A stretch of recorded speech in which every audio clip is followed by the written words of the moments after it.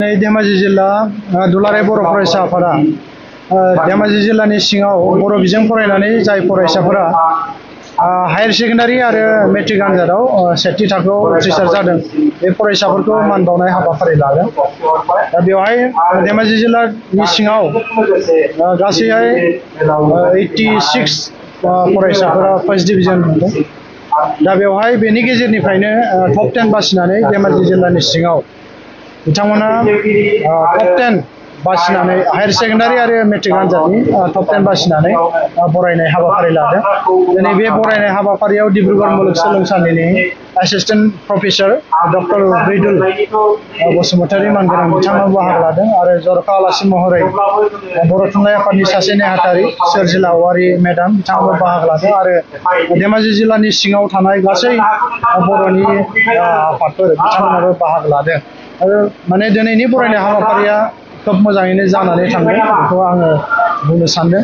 दा बेवहाय धेमाजि जिल्लाया सेथि थाखोआव उथ्रिसार जानाय फरायसाफोरखौ बरायनाया दिनै गोबां बार जाबाय।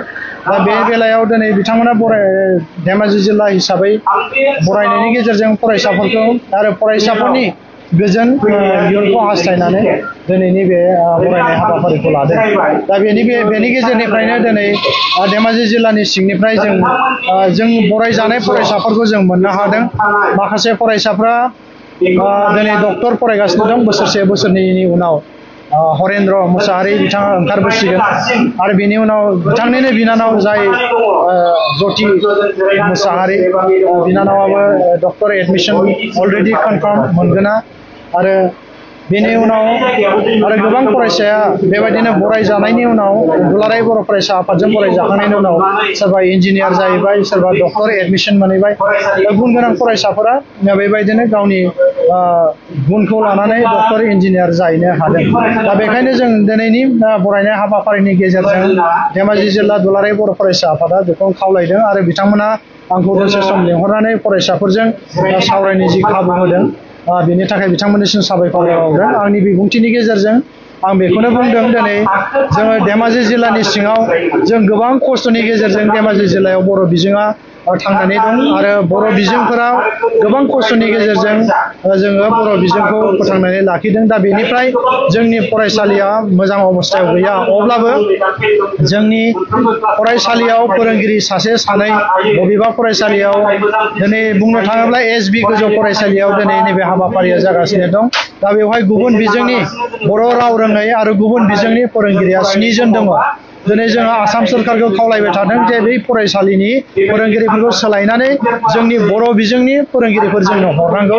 खिन्थु बै फरायसालियाव जोंनो बर' बिजोंनि फोरोंगिरि बिथांमोना दिनैसिमबो हराखै।